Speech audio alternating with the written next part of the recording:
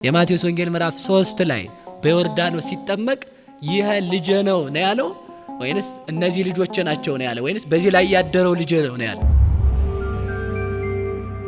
ሁሉን የሚችለው እግዚአብሔር ነው። ሁሉን የሚችለው ነው ሰው የሆነው። ለምን ያማዋል ሰው? አዎ መልአክ አላዳነንም፣ አላዳነንም። እግዚአብሔር ግን አዳነን። እግዚአብሔር ሰው ሆነ። ለምን? እግዚአብሔር ሁሉን ይችላልና። ሁሉን ከቻለ ሰው መሆንም የሚችለው እግዚአብሔር ነው። ስለዚህ ልብ እንበል። ወልድን በባህሪው የወለደው አብ ነው። በባህሪው ማለት በእግዚአብሔርነቱ። ሰው ራሱን ሳያውቅ እግዚአብሔርን ለወቅ እያለ ድፍረቱ ማለት ነው። ምንድነው ማለት የፈለኩት?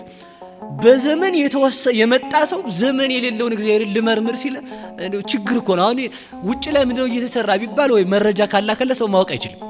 አሁን ሰው እኔን ማወቅ ይችላል፣ እዚህ የተሰበሰበው ሰው አይችልም። ምን እያልኳችሁ ነው? እናንተ እኔ አለልም እንጂ አፈር ያብላችሁ ብል አታውቁትም ማለት ነው።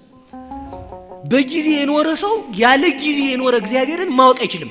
ያ የማይታወቅ የማይመረመር ልጅ ያለው በባህሪው የወለደው እግዚአብሔር ብቻ ነው። ልብ እንበል። በባህሪዋ የወለደችው ደግሞ ድንግል ናት። ምን ማለቴ ነው? በባህሪዋ የወለደችው ስል ድንግል ማርያም ሰው ናት። ሰው ናት። የድንግል ማርያም ስጋ ይጨበጣል፣ ይያዛል፣ ይዳሰሳል፣ ይታያል፣ ግዙፍ ነው። በባህሪዋ የወለደችው ማለት ድንግል ማርያም እግዚአብሔርን በመለኮቱ ሳይሆን የወለደችው በሰውነቱ ነው። ማለት ምን ማለት ነው?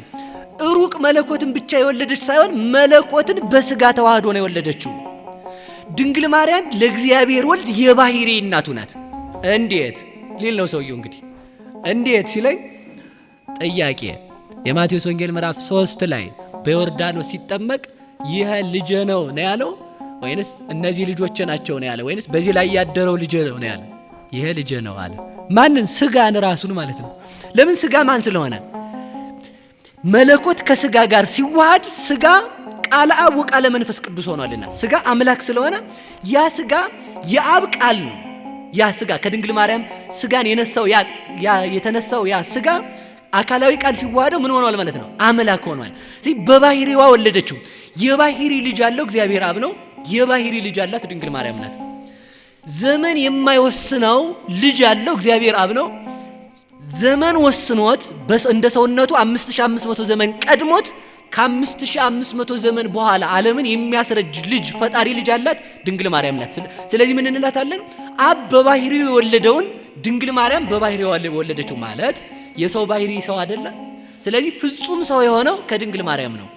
እንደ አባቱ ብንሄድ አምላክነቱን እናገኛለን። እንደ እናቱ ብንሄድ ደግሞ ሰውነቱን እናገኛለን። በሰውነቱም ፍጹም ነው፣ በአምላክነቱም ፍጹም ነው።